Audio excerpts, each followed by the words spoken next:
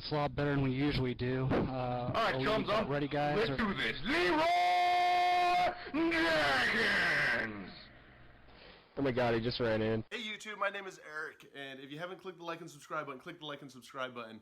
If you're like me, you love video games. It's a great pastime, it's a great escape. Well, it is now classified as video game addiction is now a mental illness. This is actually released here just recently, and I want to share with you my thoughts and opinions on it. When you get the chance, click the like and subscribe button. Love to have you along for the journey. What's up, YouTube? My name is Eric. So I'm a huge video game nut. In fact, I'm not a big console nut anymore where I play video games on the console. I do a lot of phone video games. I'm a huge fan of Subway Surfer. I'm another big fan when it comes to Galaxy of Heroes. And I really enjoy video games, and it's a great escape. But I know also with an addictive personality that I have gotten hooked on video games before. Especially when it came to World of Warcraft and when it came to Final Fantasy. Those were my two games that I was really attached to. Well, it's just come out now that there is video game addiction. People have known about this for some time. Well, now it's classified as a mental illness. Here, check this out.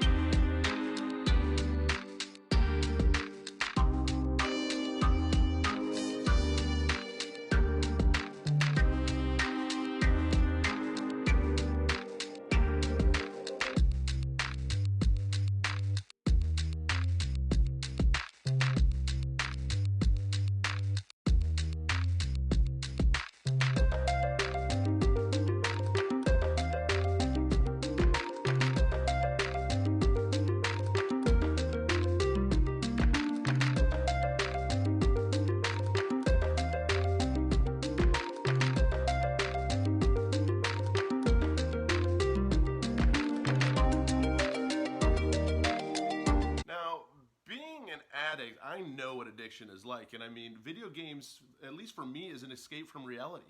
It's something that's very easy that, you know, if I have some time to kill or I just need to do something, you know, I turn on my phone and I start playing my video games. Well, it's one of those that can start engulfing and just taking over a lot of our time, and we don't really realize how much energy and time we put into it. I don't know if anyone else is out there has felt this, but I've literally have missed work before. When Final Fantasy VII came out, I was so addicted to that game that when I was younger, I had actually called into work. To give you an idea, that's how bad I wanted to play a video game, which really ended up making no sense to me.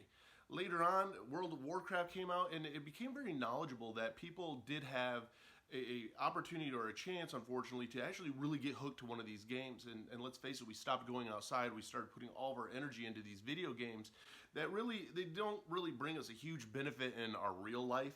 But you know what? It offered us a huge escape. And I do understand why people play video games, because heck, I still play them, and I have to learn to budget my time with them. But it's now being characterized as a mental illness. It is an addiction, and it's something that we have to really treat very seriously. A lot of times, you know, people laugh that, oh, well, my kid's playing video games, or just buy them a video game, or put a tablet in front of their face and just let them calm down that way. Or let them just go off and do their own thing. And there's a lot of truth behind that. You know, a lot of video games are babysitters, unfortunately, now, but it does create an addictive personality. Me being an addict in recovery, I know what it's like to be truly addicted to something, and you actually go through withdrawals. I don't know if anyone's ever tried that before, where you actually put down your phone for a day and don't use your phone. It's almost nearly impossible. I mean, there's almost becomes an itching for it that you just have to check it, even if you're just looking at the time on it. Finding out that video game addiction is real, it's one of those things that people need to address. I don't know if anyone else has it out there, but I have mine set to screen timers so that I'm not on my phone nonstop. I mean, I can always make up excuses, and that's the one thing that you have to realize. If you really want to know if you're addicted to something, you're making up excuses for why you have to do it. Because let's face it, while I'm working, I have to have my phone on me. I have to check my phone. I have to check my email because it's work related. There's also a part in our brain where we know we're bullshitting ourselves and that we're just checking it because, well, we're used to checking it. It becomes this habit. It becomes this thing that we were repetitively doing, that to break a habit, we literally will go through some withdrawals. I know that I have. All I can say is that if you are spending way too much time on video games, that it's something to definitely open up your eyes to. Think to yourself, am I spending too much time doing this? Do I need to get outside? Do I need to find some other activities or other hobbies? That's why my dog, even behind me, he's a great break because he makes me sure that I go outside. He makes sure that I break away from everything electronic and I spend time just, working on my own head. Even when it comes to just self-meditating, when it comes to just getting my thoughts straight, because putting our thoughts and stuff into a computer screen isn't the best way to do it. And let's face it, all of a sudden we feel a little bit empty inside. We feel like the days are going by. We haven't really accomplished anything because we haven't. All we did is level up. Don't get me wrong. Video games are a lot of fun. And my favorite clip is with Leroy Jenkins, and it makes me laugh every time I see it. All right, chums, I'm ready, guys? Let's do this. Leroy Jenkins! Oh my god, he just ran in. Save him! Oh, geez, stick to the plane! But just because they're fun doesn't mean it's something that we have to invest in and put all of our time in. So make sure that you're budgeting out time. Make sure that you're spending time with your loved ones. Because let's face it, when our areas of life start to drop, a lot of times depression can set in. We can feel anxiety set in. All of a sudden it becomes a little bit harder to make it out that front door because we're so used to sitting there and playing video games. We're so used to looking at a keyboard. We're so used to looking at a screen that all of a sudden real interaction becomes a little bit of an anxiety, a social anxiety that hits us. So definitely budget the time. If you find yourself spending way too much time, try and set aside some time. I try to set aside time every day where I have about an hour that I invest towards my video games because I do enjoy them. And I'm not saying, everybody should go out and throw out all their video games and don't buy video games and don't play video games, because I think there's a lot of great things. It is, again, a great escape. I'd rather have somebody playing video games out there than sitting out there, drinking alcohol, doing cocaine like I was. But again, it is an addiction. It does form a habit. It does get something that can consume our life. And as soon as something consumes our life, as soon as something dictates what we're doing, it's an addiction. And any addiction usually is messing with our mental health. And that's typically the case, and that's typically what's going on. So you got to remember that, focus on yourself. Break away from those screens. Set some time aside if you're going to invest time doing this, because all the time in the world spending on a video game, let's face it, they're fun. That's a great escape. But at the end of the day, what did it help us accomplish? The laundry's still there. The bills are still there. Real life still goes on no matter what level we're at. Doesn't matter what gear you're at. So definitely keep yourself in check. It was one of those that was a huge eye-opener to me. My wife sent this to me because she knows that I have an addictive personality and knows that this is something that can actually overtake me.